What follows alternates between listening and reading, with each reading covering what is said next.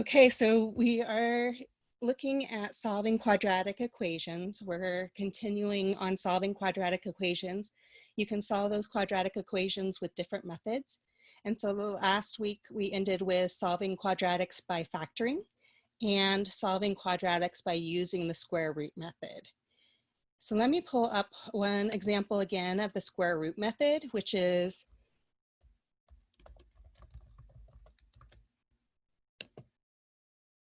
okay. So I got my textbook open on a different computer on here. So let me just pull one out. Okay, so you have the following. Inside parentheses, you have 1/3 all times x, then plus h. Sorry, this is telling me it wants to install stuff. I'm sorry, 1/3 x plus not h plus 4. Quantity squared equals 16.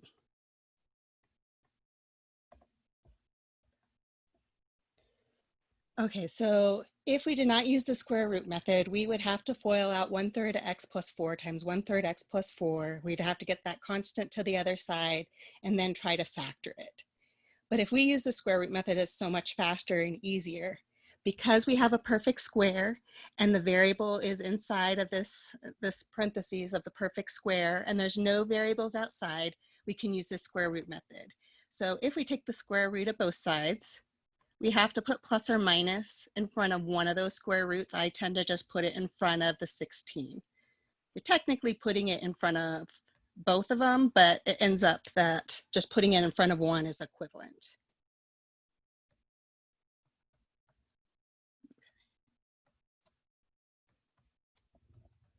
So the whole point of taking the square root of that square is to get rid of the square on that one side.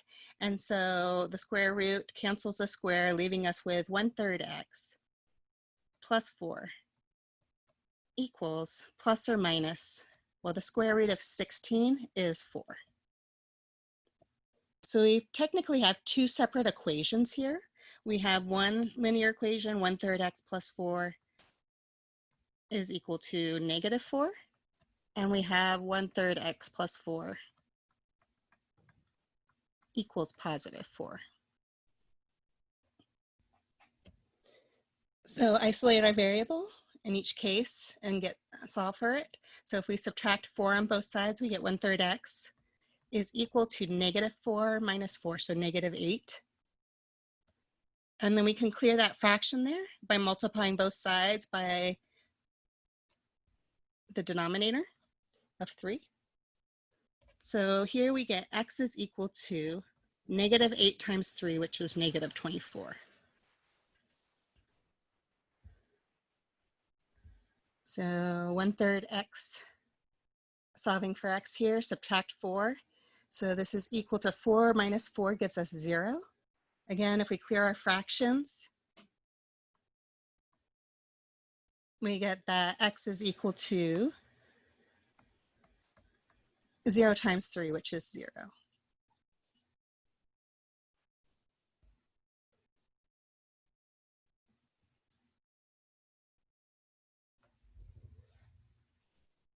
Okay, so not all our quadratic equations are in this form where you have a perfect square. And so we can use a method to manipulate our quadratic to have a perfect square in there so that we can use the square root method. And that is by using the method called completing the square method.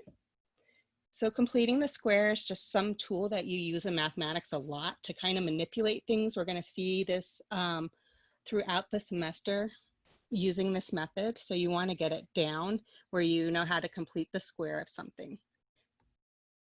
So if you have something in the form of ax squared plus bx plus c equals 0.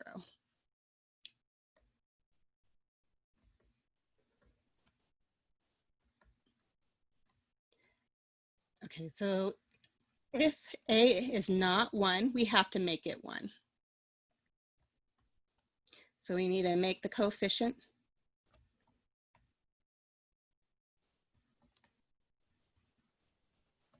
in front of the x squared.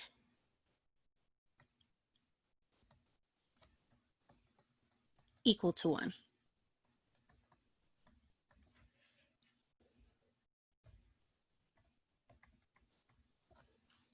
So if it's not 1, we have to do, if this is an equation, so if we do something on one side, we can do it on the other and get something back that's going to give us an equivalent solution.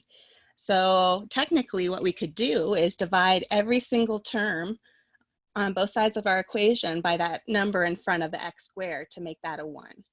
So let's do that. So these are arbitrary.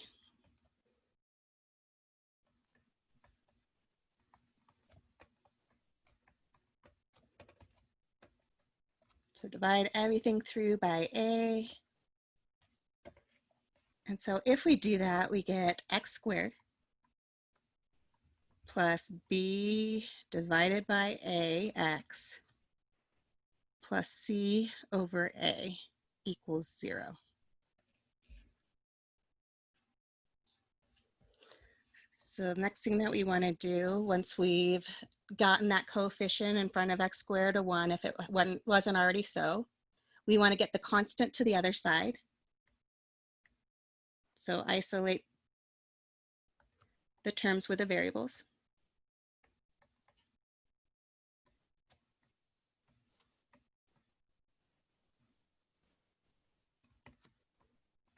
And get the constant to the other side. So in order to do that, this c over a, this is the one that's some number. We would subtract that on both sides.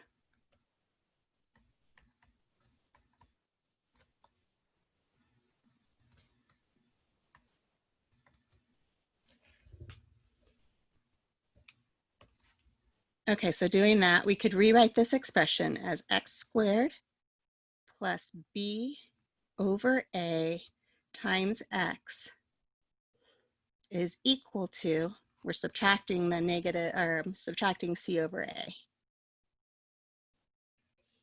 is equal to negative c over a.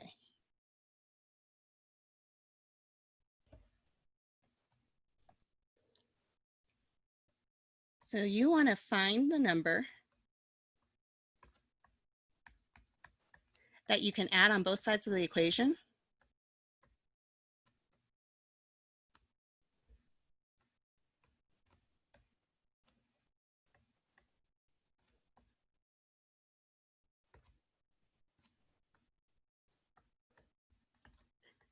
That would make the one side a perfect square. Would make the one side factor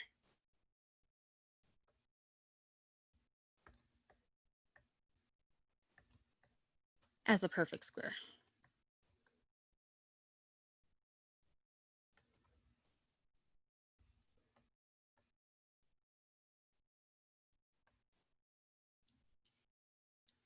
Okay, so let's just pause for a minute before I go through any more of the steps on what we got to do to complete the square.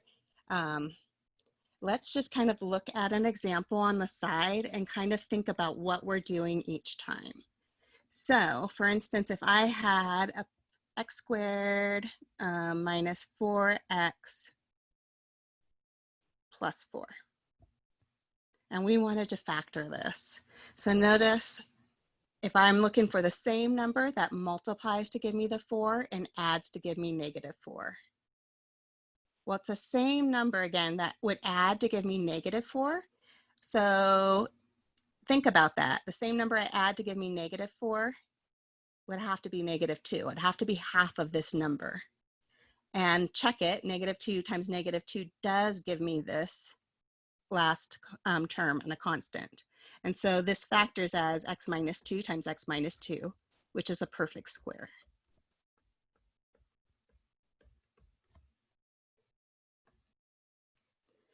So if I had, let's say, x squared plus 6x, what would I have to add in here to make this a perfect square?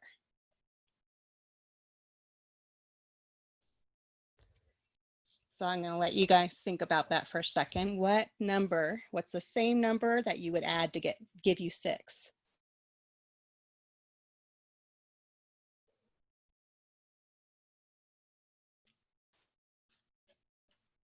Three? Yeah, so the same number you add to give you 6 is 3. So if we take 3 and we multiply it by itself, we get 9. 9. So 9 would have to be the number that we would add here to make this a perfect square. Because if we had x squared plus 6x plus 9, this is the same thing as x plus 3 times x plus 3 or x plus 3 quantity squared. So technically, what you're doing each time to find that number is you're looking at whatever half of this value is.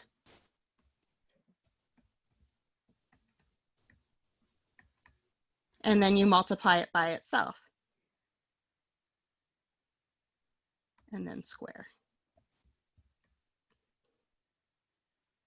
So that's what I want to do here. To find that number that I would add to both sides of this equation to make this a perfect square, we would have to find what is b over a, taking half of that and squaring it. Okay, so it kind of looks messy right there because it's a complex fraction in there. So let's just clean it up a little bit. And so we could rewrite the complex fraction as the numerator, which is b over a, divided by the denominator, which is 2 in this case, squared. Or b over a, fractions, division, you multiply by the reciprocal of the second, what you're dividing by, which is 1/2 squared. So b over 2a quantity squared. So I can square my numerator, which is b squared, and I can square my denominator. So 2a times 2a is 4a squared.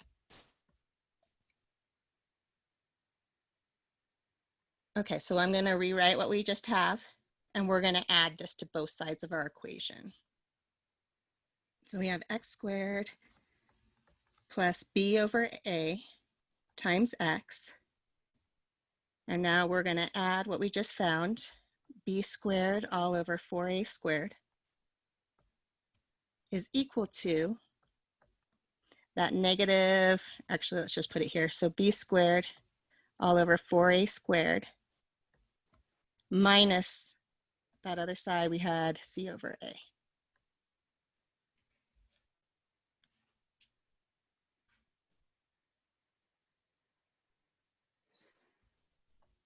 So once you've added that number, we can rewrite the one side as a perfect square.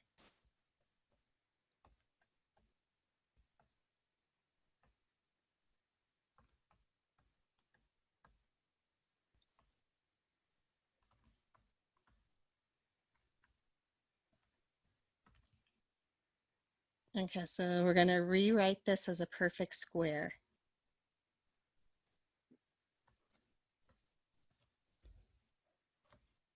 So it's the same thing that we would add to give me b over 2a and would multiply to give me b squared all over 4a squared. So technically that would be this value right here. Sorry. So if I added that value, b over 2a plus b over 2a is 2b over 2a, which is b over a, which we want.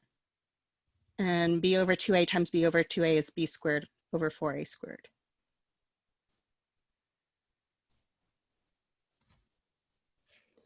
Is equal to, notice this other side of the equation right here.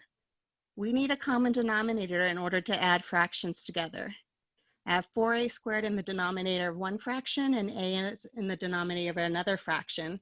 And so to get our common denominator, which would be 4a squared, I would have to multiply c over a by 4a over 4a.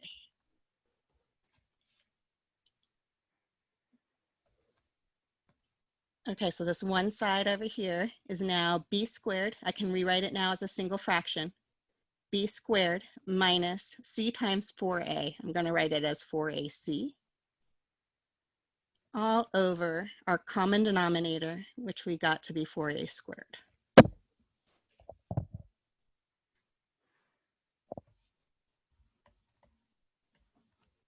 So now we're going to use our square root method.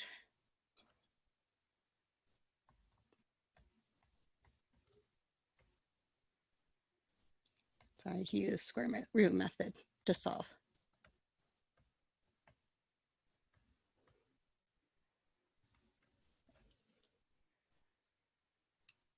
Okay, so we're taking the square root of both sides. We're going to put plus or minus in front of the 1 square root. And so we have the square root of the quantity x plus b over 2a, that quantity was squared, is equal to plus or minus b squared minus 4ac all over 4a squared.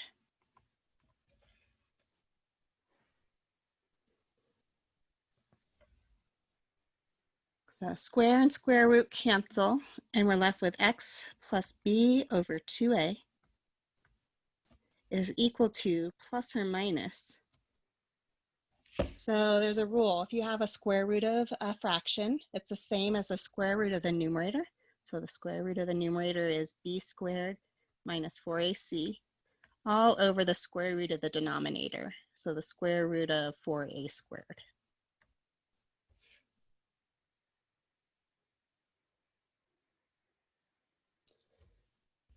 We're almost there. Let's isolate our variable x. That's what we're trying to solve for, this whole part of this equation. And so if we subtract b over 2a on both sides, we get x is equal to negative b over 2a plus or minus the square root of b squared minus 4ac all over, well, the square root of our denominator, 4a squared. Square root of 4 is 2, square root of a squared is a.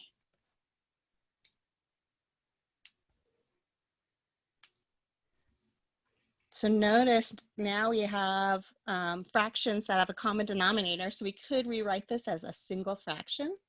So you get that x is equal to negative b plus or minus the square root of b squared minus 4ac all over 2a.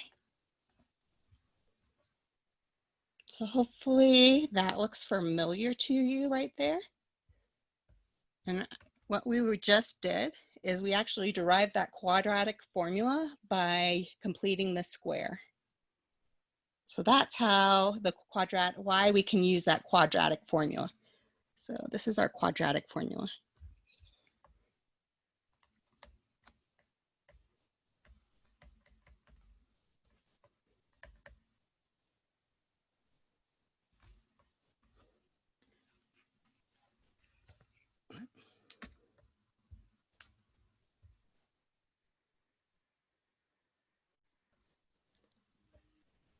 So that's actually another method that we can use when we're solving quadratic equations.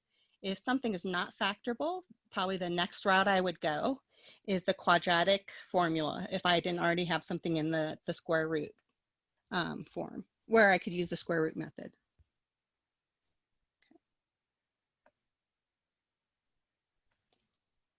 But let's go back and let's actually complete the square so we can see what's going on. So let's solve x squared minus 6x equals 13 by using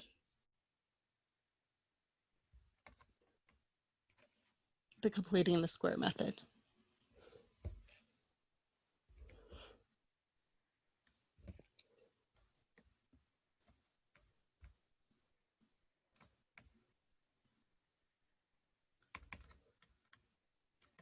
Okay.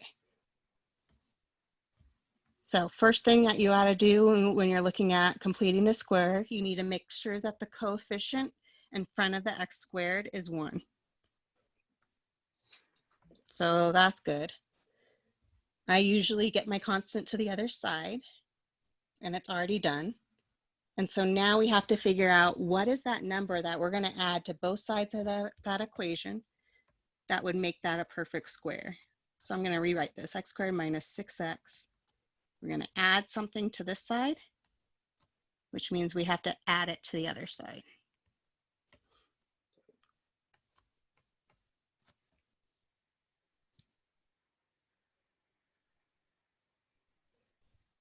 So half of our b value, so half of -6, which is -3, and then square it. So -3 times -3 is 9. So we're going to add 9 to both sides of this equation. So now this one side is now a perfect square. So the same number that you would add to give you -6 and multiply to give you 9 is -3. So x minus 3 times x minus 3, or x minus 3 quantity squared, equals 13 plus 9, which is 22.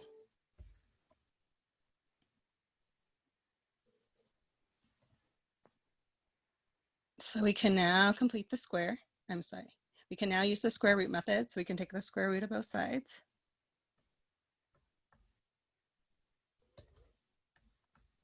Our squares cancel with the square root over there.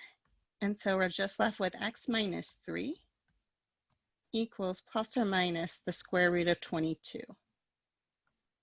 If there were any factors of 22 that was a perfect square, I would pull that out, but there's not.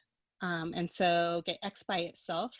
We could add 3 to both sides. And so we get x is equal to 3 plus or minus root 22. So you may be able to leave that, put your answer in like that into my math lab, or you might be asked to separate it by column or by parentheses, not parentheses, sorry, commas. And so to do that, you would do 3 plus square root of 22 and 3 minus the square root of 22. So technically, I see when I move my constant to the other side, am I going to be able to combine them? These aren't, in order to add or subtract radicals, they have to have same radical, both have to have radicals and have the same thing under the radical, and they don't. So I would have just kept it this way.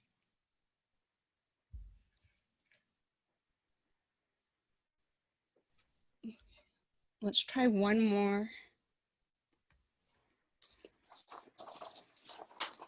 And so 2x squared minus 3x minus 1. So solve each equation by completing the square. Okay, so this is the case where we start and this number in front of our x squared is not 1. And so in order to complete the square, you have to first make that a 1. And because this is an equation, we can do that by dividing everything by that coefficient, in this case 2. So doing that, we get x squared minus 3/2 x minus 1/2 is equal to 0. So we want the constant on the other side, and then we want to also figure out what we're going to add to make that a perfect square. So we have x squared minus 3/2 x. Let's leave some room here because we're going to actually add something. This is equal to, so add 1/2 to both sides, 1/2 plus whatever we added on the other side.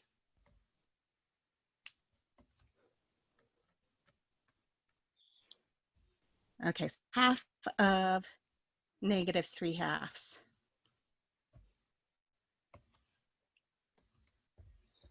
So half of negative 3/2 squared. So invert multiply by the denominator. So this would give us negative 3/4 quantity squared. And if we square both the numerator and denominator, we get 9/16. So this is the number we want to add to both sides of our equation.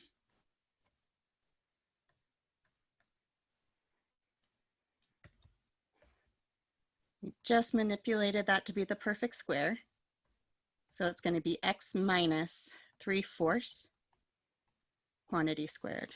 It's always this number you just found before you squared it. That's the same number you add to get the middle term and would multiply to get this last term.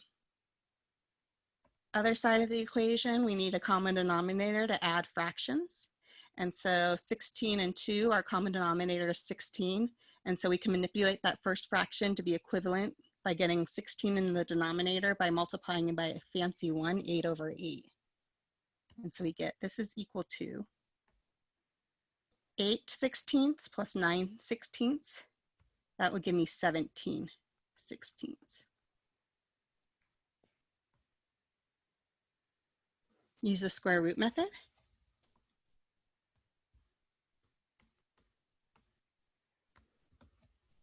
So we have the square root of x minus 3/4 quantity squared is equal to plus or minus the square root of 17/16. So this gives me x minus 3/4 is equal to plus or minus, well, again, I can break up the square root of a fraction. So that's the square root of the numerator, 17, all over the square root of 16, which is 4. Get x by itself, add 3/4 to both sides. But notice they already have a common denominator when I add it. So I could just write it as one fraction, 3 plus or minus root 17 all over 4.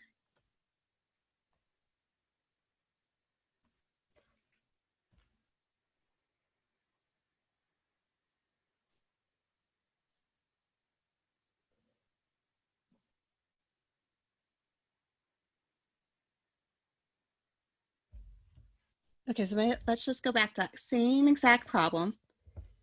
And let's look at it if we had used the quadratic formula. I'm just going to rewrite it. We have 2x squared minus 3x minus 1 equals 0.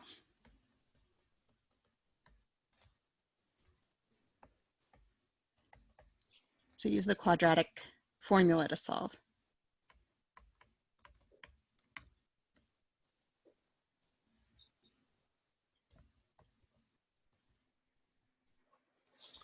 Okay. So I'm just going to write it over here real quick. And so you know how they, for order of operations, you have that, the saying, please excuse my dear Aunt Sally. Well, someone had taught me this, and I might be slaughtering it a little bit, but a way to memorize the quadratic formula if you don't already have it, and you might have heard this before, so you can correct me if I'm wrong, but you have a negative boy, so negative b, couldn't decide, so we're going to put a plus or a minus there, to go to a radical party,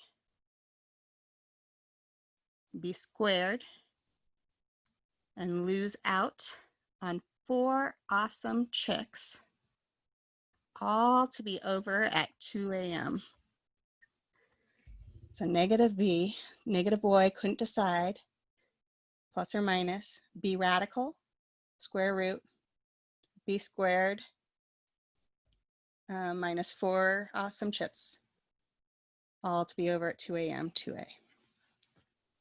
Okay, so basically all this is substitution. You're going in and you're figuring out what your a value is. A in this case is 2. Our b value in this case, if we look at this, is carry the sign in front, negative 3.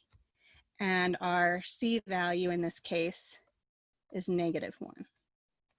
So going in here and plugging this in, we get a negative boy. So we get negative 2. Couldn't decide, plus or minus the square root to b squared, so negative 3. Professor? Yeah. Wouldn't the first one be a 3? Because it's b. Oh, negative b. You're right. Thank you. You're welcome. So negative b, negative of negative 3.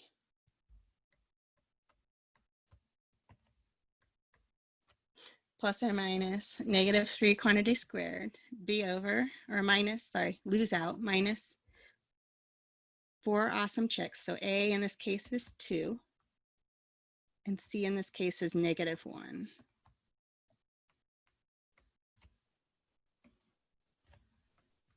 All over 2a.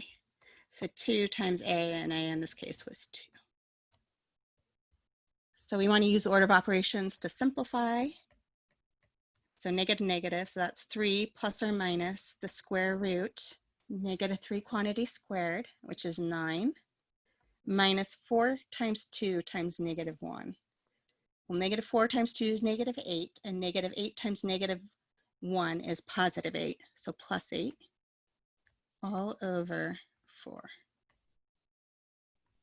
So x is equal to 3 plus or minus square root of 17 all over 4, which is the exact same thing we got before by completing the square.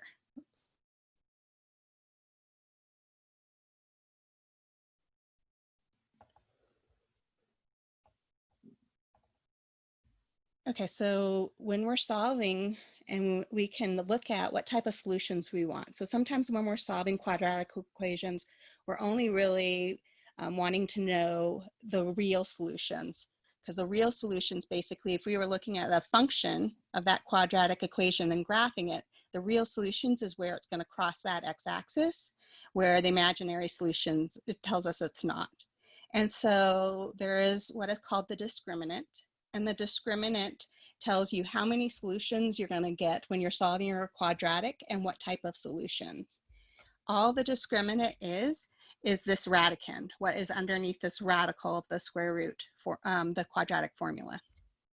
So the discriminant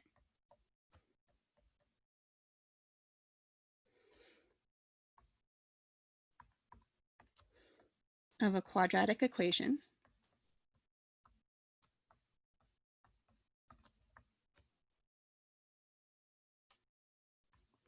and again, I'm going to put it in that, write it in that form of ax squared plus bx plus c equals 0. Is b squared minus 4a squared, I'm sorry, b squared minus 4ac.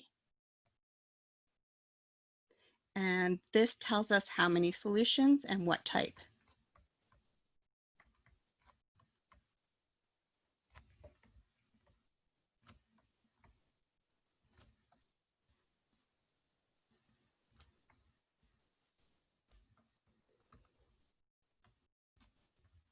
And what type. Okay, so it doesn't tell me what the solution is, again, but it tells me how many there are and what type. So there's a couple possibilities that you can have.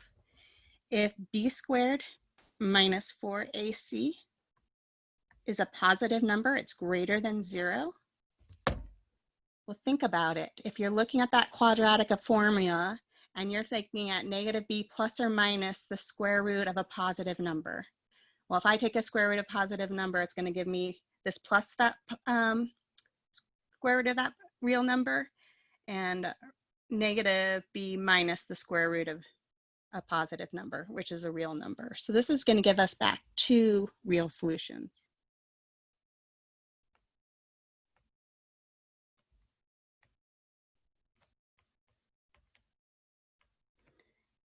If that value underneath the radical, b squared minus 4ac is equal to 0, well, square root of 0 is 0. So basically I have negative b plus 0 and negative b minus 0, same thing. And so this is going to give us back just 1 real solution.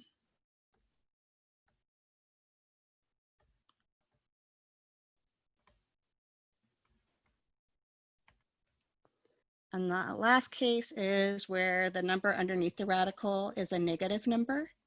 If you take the square root of a negative number, it's an imaginary number. And so this would give us 2 complex solutions.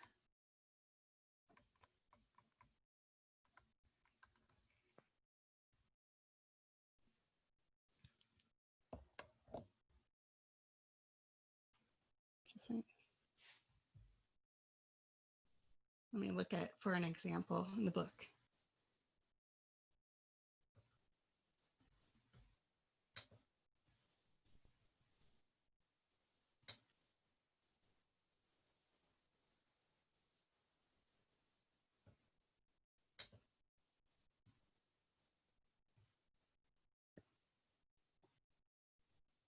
Okay. So we're given a problem and they say that 3x squared plus 5x minus 8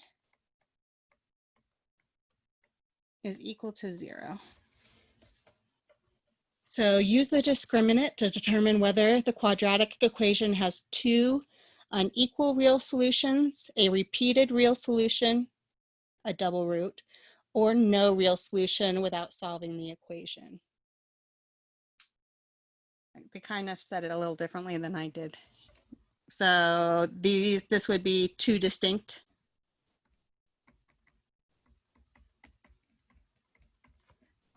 Basically what's happening here, if this is equal to 0, then that was a that factor.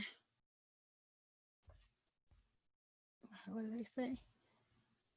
The real solution is a repeated solution.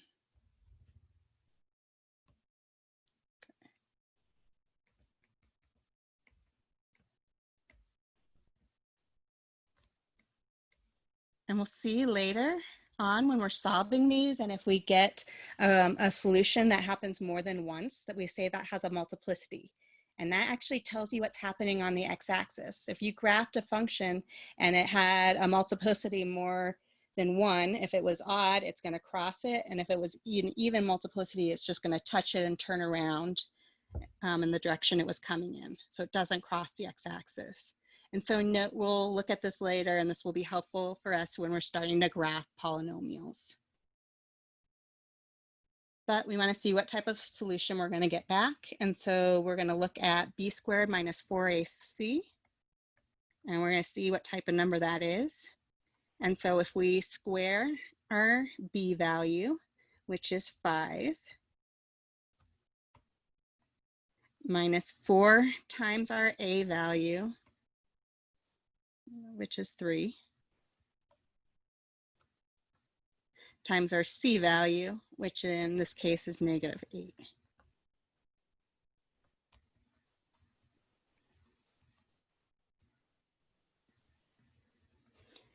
So 5 squared is 25, minus 4 times 3, so that's negative 12, and negative 12 times a negative 8, I gotta do that on the side, is 96. Multiplying two negatives is a positive, so it's actually plus 96. I really don't care what this number is. I just care, is it a number bigger than 0? Is it equal to 0, or is it less than 0? I can see that this is greater than 0. Let me just do it anyways, which is 121. And so we're going to have 2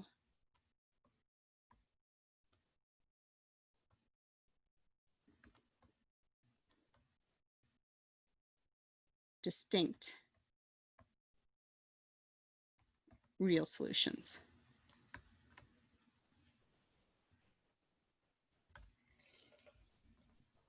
Is it only because it's bigger than 0? Exactly. Okay. And so if we had used that quadratic formula over there and we plugged it into this equation, we would have had plus or minus the square root of 121, which is 11. So we would have added 11 to our negative b, or we would have subtracted that 11 from our negative b. So giving us two different real numbers.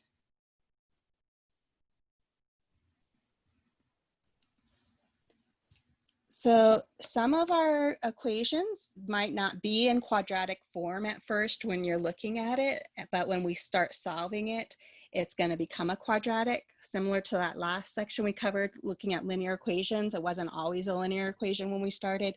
You might have started with a rational equation, and then once we cleared our fractions, it became linear.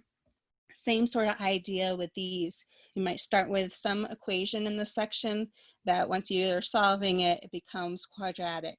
You get to decide if you want to use which method, factor it, square root method, complete the square, or quadratic formula. So let's pull one of those up. But they all can work for like any one that you give us. Yeah, so it will always work. The only one that might not work would be factoring. Okay. Because factoring, you might not be able to see, you know, what multiplies to give you that constant and add to give you that middle term. And that's like when you use that quadratic equation and you would get a square root of a number that wasn't a perfect square. So that's really what's happening there. So really, first thing I look at is, can I factor it? Unless it's in a perfect square form. Let me just pull one up again.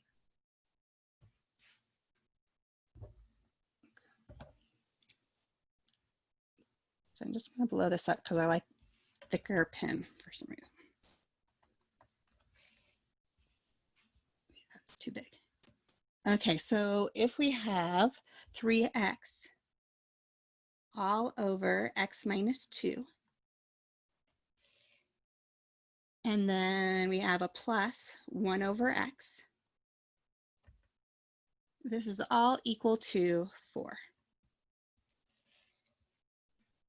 Okay, so we have variables in our denominator, and so it's sometimes helpful to write out the restrictions now. That way you don't forget about them later.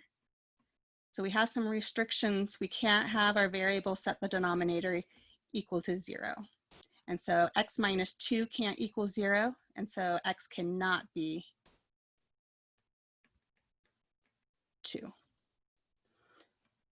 Other denominator is x, and x can't be 0. Okay, so if we find one of our solutions at the end is 2 and or 0, we would have to exclude it.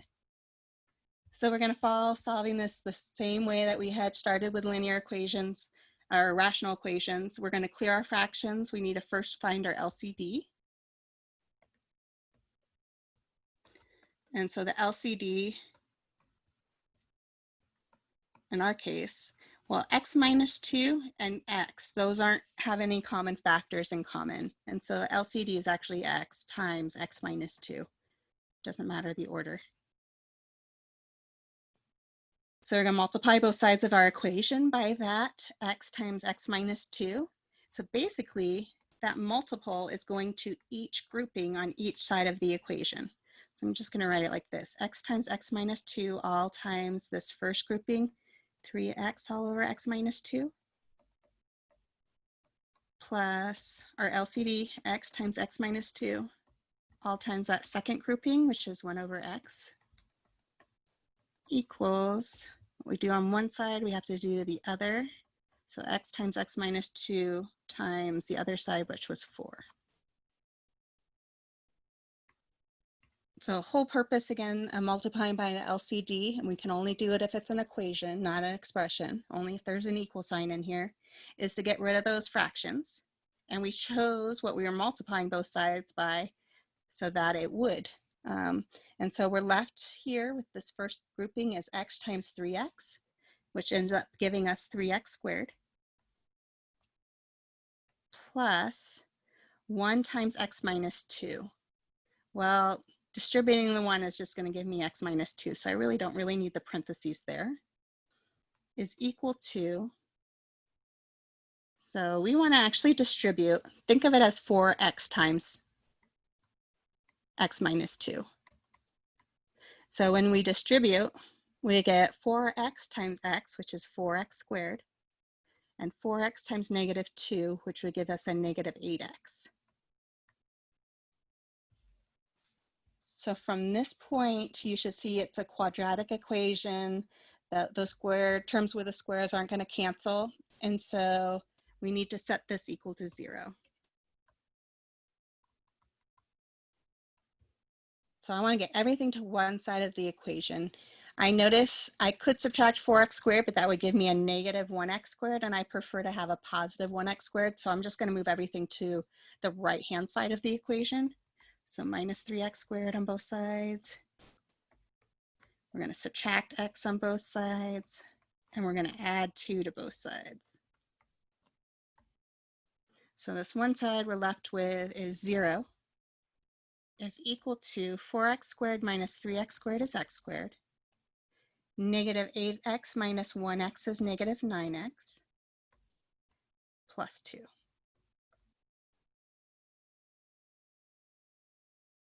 Okay, so I would see if I could factor it. There's no way I can find two multiples of that give me 2 and add to negative 9. So which method would you guys like to use? We can use the quadratic method. We can get some practice on completing the square. Completing the square. Okay, so let's complete the square just to get some practice. And so that coefficient in front of x squared is 1, which we wanted. And so we want to get the constant to the other side. So I'm going to subtract 2 on both sides. So I'm just going to rewrite it as x squared minus 9x. We're going to add something to the side in a minute to make it a perfect square, is equal to, and we had subtracted 2 on both sides, so negative 2.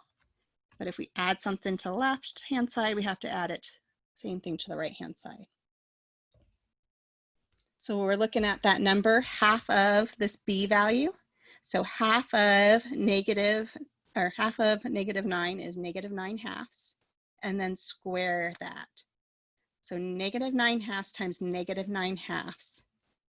Well, negative 9 times negative 9 is 81, and 2 times 2 is 4. So 81 fourths.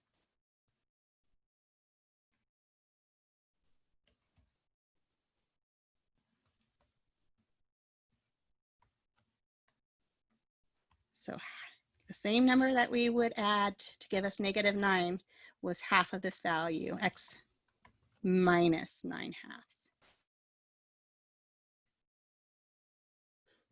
This is equal to, well, in order to combine negative 2 and 80 plus 81 fourths, we need a common denominator, which I can see is 4.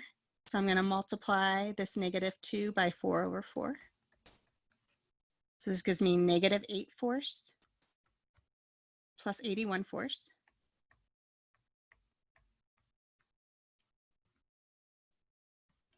So I get x minus 9 halves quantity squared is equal to negative 8 plus 81, 73 fourths. Take the square root of both sides. We get x minus 9 halves is equal to plus or minus the square root of 73 all over the square root of 4, which is 2. Add 9 halves to both sides. Those are already common denominators. So I have 9 plus or minus the square root of 73 all over 2.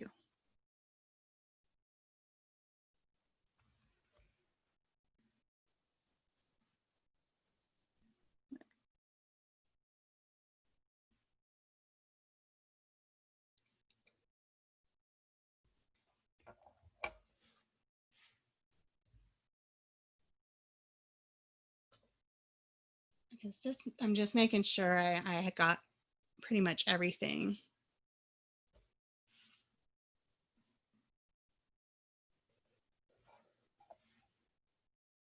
Okay, let's look at one application and then we'll go take a break.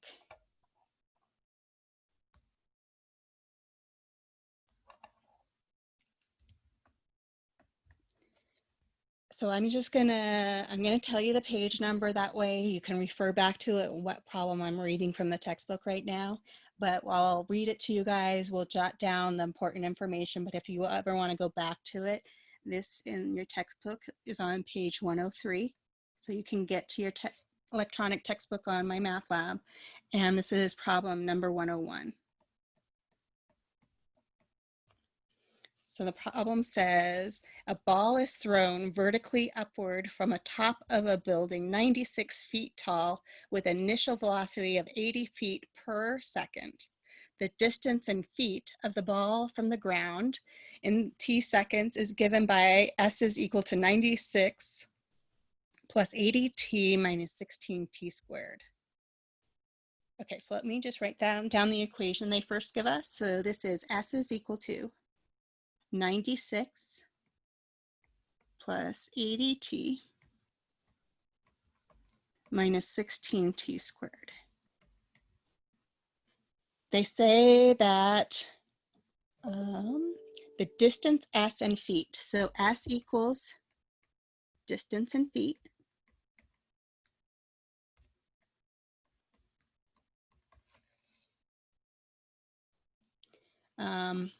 Distance in feet of the ball off the ground, t seconds. Okay, distance in feet off the ground. And t is equal to time, which is seconds. So part A, we want to know after how many seconds does the ball strike the ground? So how many seconds?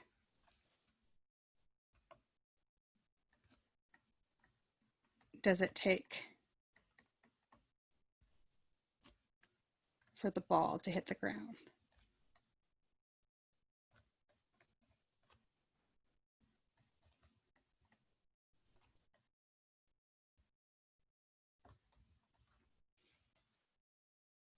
Well, S is representing the feet. So that equation 96 plus 80t minus 16t squared gives us the number of feet off the ground after t seconds. Well, if the ball is hitting the ground, then I know that the number of feet off the ground on the ground is actually 0. And so we're going to look at 0. Okay, is equal to this equation right here.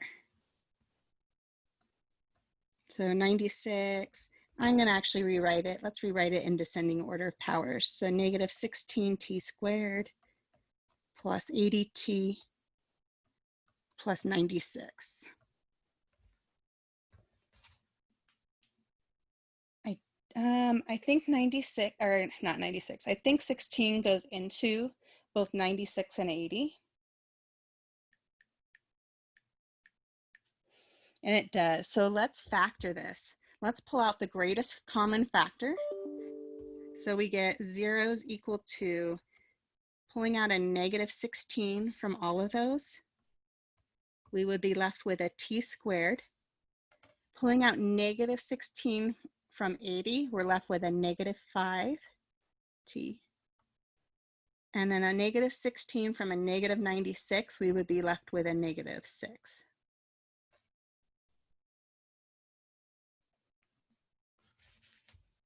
So if you can factor, that's easiest. I can see there are two numbers that multiply to give me negative 6 and add to give you negative 5. So two numbers that multiplied negative 6, add to negative 5 are negative 6 and positive 1. So t minus 6 and t plus 1.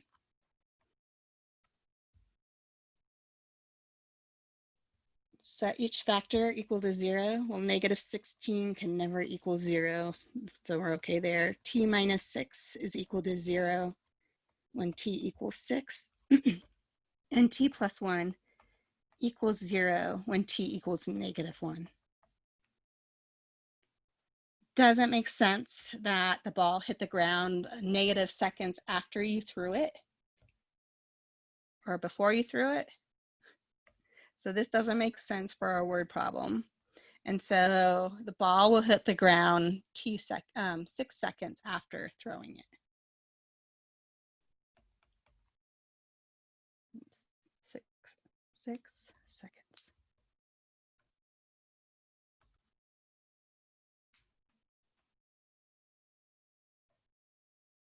So one more question on that. After how many seconds will the ball pass the top of the building on the way down?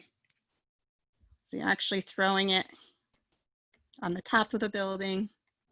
It's going to go upwards first.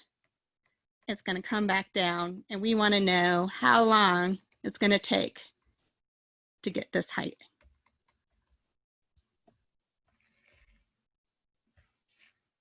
Well, they gave us a bit of information at the beginning. It told us that the building is 96 feet tall.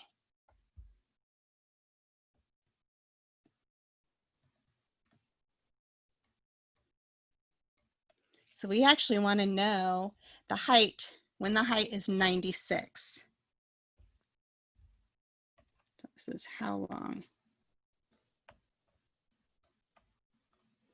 does it take the ball to come down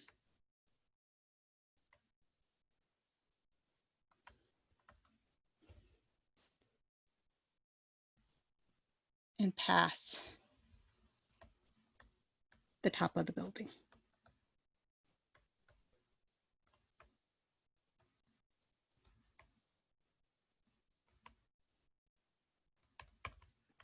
Okay, so we're setting our original equation equal to 96. So we have 96 is equal to negative 16 t squared plus 80 t plus 96. So we want to set this equal to 0. And so if we subtract 96 on both sides, we get negative 16 t squared plus 80t. Well, 96 minus this 96 on the other side, those cancel, just leaving you with 0. So we don't have to write anything. Negative 16 goes into both of those terms. And so we could actually factor out a negative 16 from both terms, but they also have a t in common. So let's factor out a negative 16t. So doing that, we'll be left with t for the first term. And negative 16 goes into 80 and negative 5 times, so negative 5. So we're looking at when is negative 16t equals 0? And when is t minus 5 equal to 0? Divide by 16, 0 divided by negative 16 is 0. Add 5, t equals 5. Well, it wanted to know how long it's going to come back down, not where we were throwing it. That height was 0 time. So they really want t equals 5 seconds.